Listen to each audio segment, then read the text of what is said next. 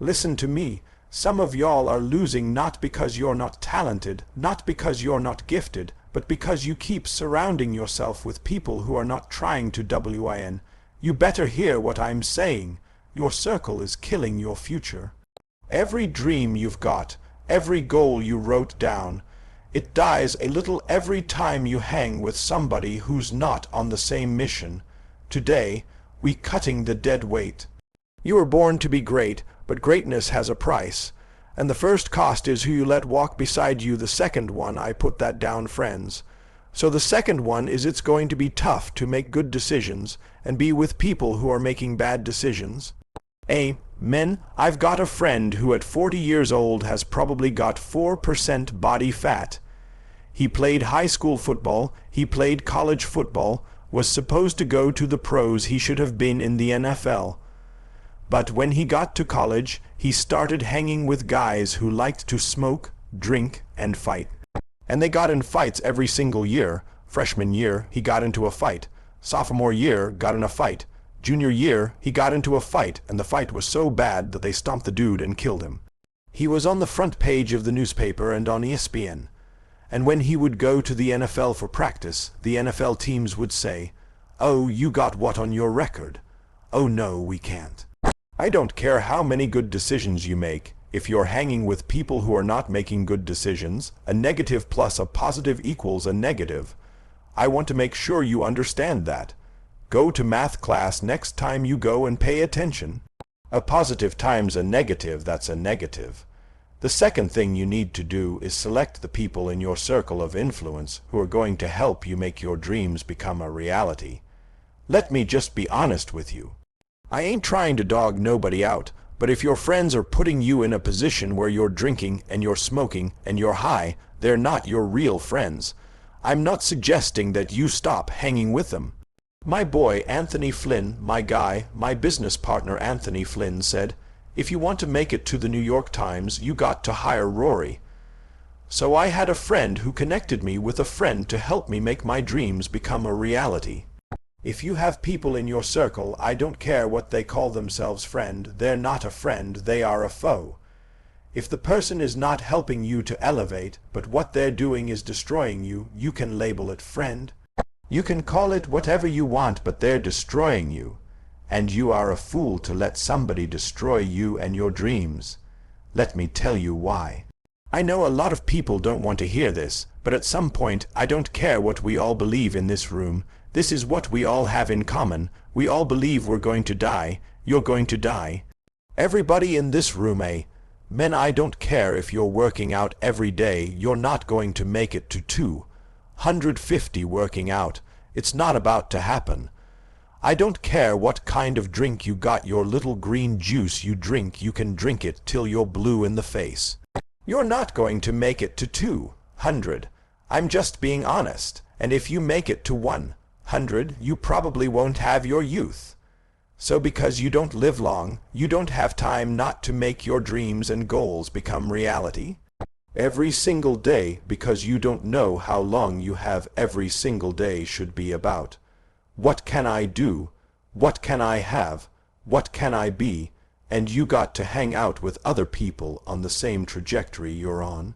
I'm just being real, y'all. I'm from Detroit, right? Detroit, we ain't won. We won one playoff game since 1957. I just want to show y'all something. The second one is friends. Say friends or foe. Come on, friends or foe. There's no middle ground. They either a friend and they're elevating you, or they're a foe, they're tearing you down. It's no middle ground. So I'm a Lions fan, right? And so years ago, everybody would just say, oh, Stafford is the worst quarterback. Stafford getting hit. Stafford bringing us down. Fourth quarter, 2 seconds left. He trying to throw, be hit, throw a touchdown. They're like, Stafford is whack. We can't stand Stafford. Just get rid of him. And if we get rid of him, we're going to win some games. Stafford left the Lions. He went to the Rams, an organization that wanted to win. An organization that paid people to win. An organization that has won before. They brought in the best of the best. And in 1 year, he left the Lions and he won the Super Bowl. 1 year.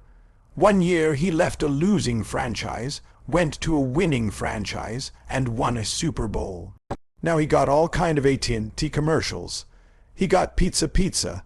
He got Ford F-150 truck. He never had that when he was with the Lions. Why? Because when you're hanging with losers, you lose. But when you're hanging with winners, you win. And there is no middle ground. Now we got to be honest. You may like hanging with people who bring you down. That's okay, keep hanging with them. I'm not suggesting you stop, but don't lie to yourself and say that a foe is a friend. Call it what it is. My man don't mean me no good. We doing dumb stuff that can put us in jail. Let me just put it like this to you: go do your homework when you get a chance. Alcohol is going to tear your brain. It's going to destroy your brain. Marijuana, you can call it whatever you want. Studies show it will make you lose brain cells. Now, some of you in this room, you ain't got enough to be losing. You want to be smart about this. I'm being real, I was one of them. High school dropout. Jed, I'm not playing. I'm not here to play. I'm here to save somebody's life. I'm not here to be liked. There are those of you who your IQ ain't that high already. Don't do stuff to destroy it. Just being honest. Put yourself in a winning situation. Right now, maybe you got enough brain cells to lose some you just that sweet. But a lot of us in this room, we don't have that. So what we want to do is we don't want to do stuff that's going to destroy us and bring us down. We want to do the stuff that elevates us. We're not better than other people who do it, but I tell people all the time, I went from a high school dropout, Jed, to a PhD. I'm not better than nobody. I am more prepared than some people. I made different decisions than some people. Doesn't mean my character is better. Doesn't mean I'm going to be in heaven, and they're not. That's not what it means.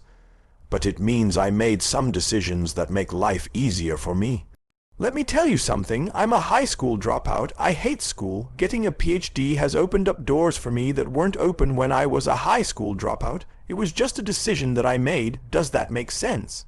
When you say you got a PhD, there's just certain things you don't have to say. I don't have to negotiate no more. When I was a high school dropout, I had to negotiate. When I had a 4-year degree, I had to negotiate. When you get a PhD, you don't have to negotiate. When you're a New York Times bestseller, you don't negotiate. You say, this is what my price is. They either take it or leave it. I'm not negotiating. The university didn't negotiate how much I had to pay for my PhD. It was no negotiating. We didn't negotiate. It said, this is how much it costs. The dissertation, there was no negotiating. So now I've earned the right to charge you what I'm charging you. Either pay it or you don't.